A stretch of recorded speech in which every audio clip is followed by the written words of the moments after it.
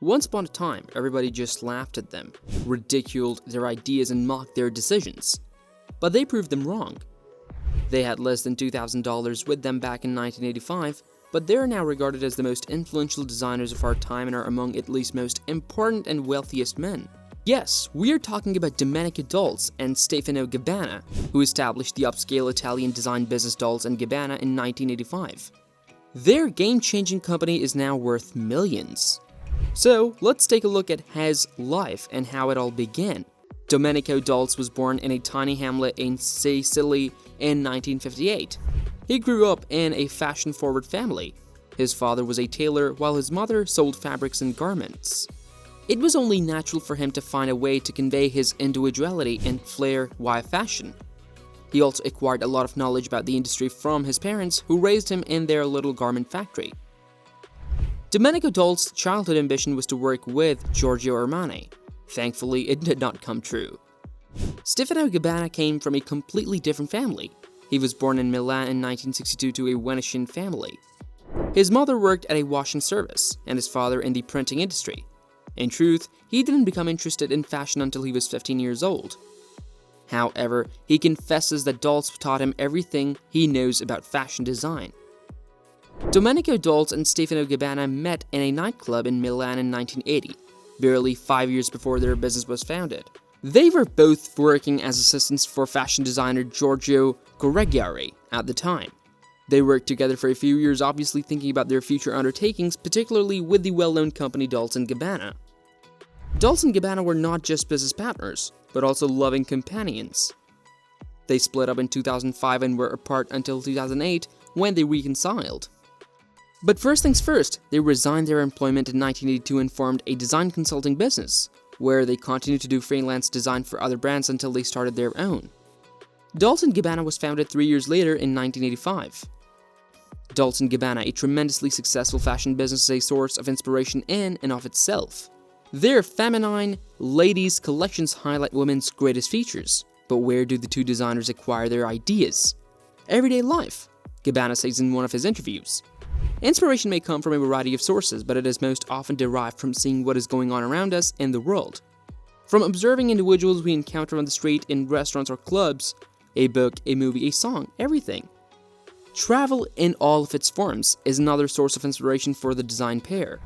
Both designers like traveling and seeing new civilizations, immersing themselves in the local culture, colors, attitude, and charm of each location they visit.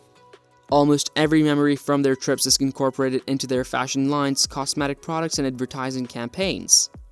Madonna, the renowned pop artist, is one of Dolce & Gabbana's biggest admirers.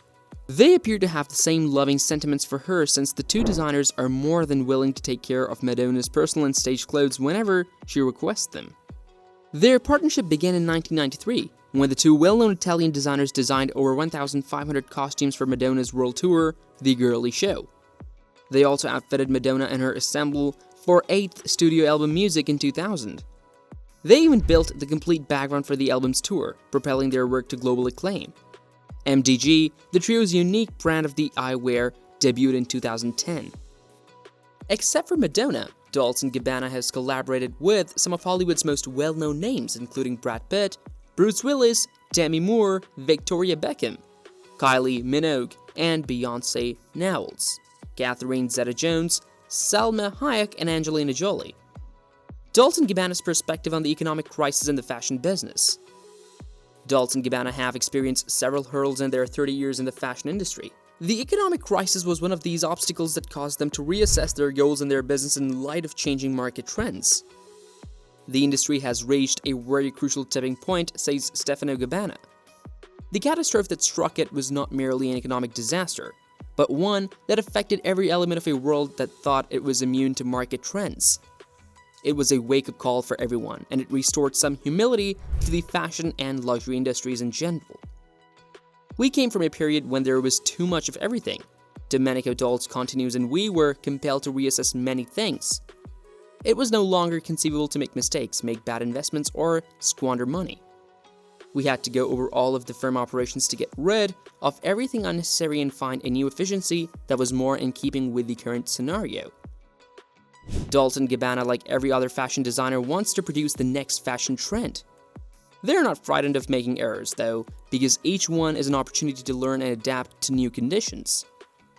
They dislike the term trend, since fashion trends currently have a relatively short life, typically lasting only one fashion season. That is why they focus on developing style rather than fashion fads, garments that survive despite seasonal trends. They integrate Italian traditions and classic designs that stand the test of time into their style. This is the key to their success. Everyone understands that there is no uniform formula for success. Dolce & Gabbana's formula comprises first and foremost love and respect.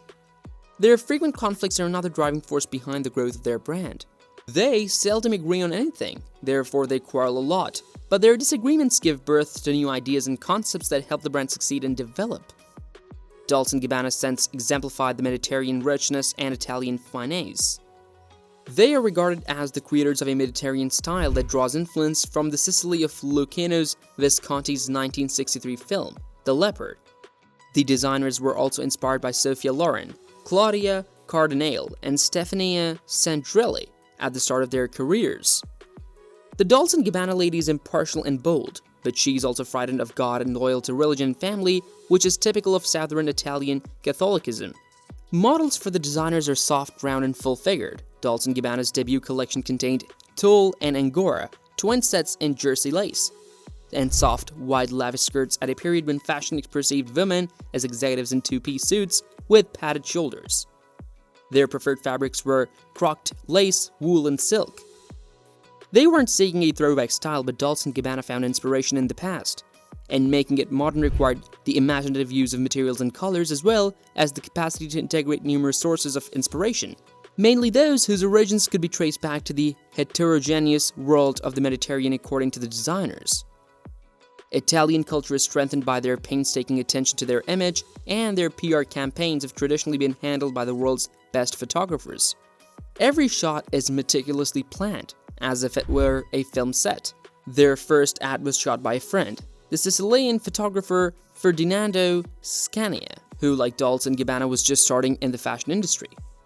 Other photographers who have worked with the company besides Scania include Fabrizio Ferri, Stefan Meisel, famous for his photographs of Italian film star Monica Bellucci, and supermodel Linda Evangelista, Peter Lindbergh, and Hilmu Newton. Dolce & Gabbana is one of the greatest instances of the mid to late 1980s rise in Italian ready-to-wear. Their connection with Madonna was a watershed moment in their international triumph. They launched a sapphic chic macho style for women in 1994. In 2003, they drew inspiration from current soccer stars for their Milan men's show.